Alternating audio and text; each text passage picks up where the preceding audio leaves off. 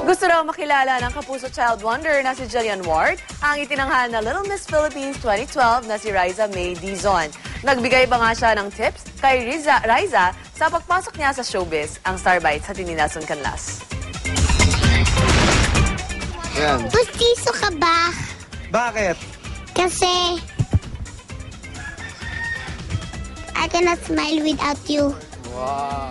Ganito ang eksena habang hindi pa nagtitake sa set ng Luna Blanca. Bago sumabak si Jillian Ward sa mga madramang eksena, walang humpay na comedy daw ang pinapakawala ng child wonder. Kahit daw iyakan parating eksena niya, na-enjoy naman ito ni Jillian. Anong masasabi mo na maraming nanonood nung Luna Blanca? Nagpapasalamat po ako sa kanila dahil lagi po sila nanonood ng Luna Blanca. At po, pagtapos ng 24 oras.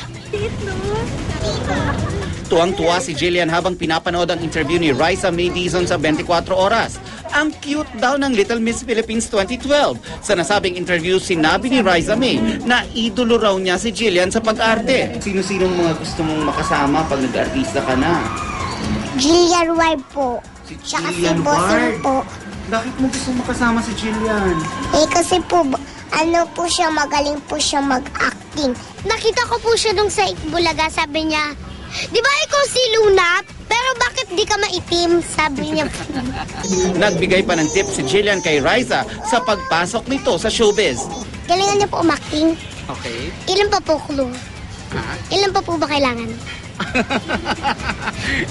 Madami. Marami. At saka sana po parati siya magpakabait. At saka po lagi niyang galingan at magdasal po siya tuwing gabi. Nelson Canlas, GMA News.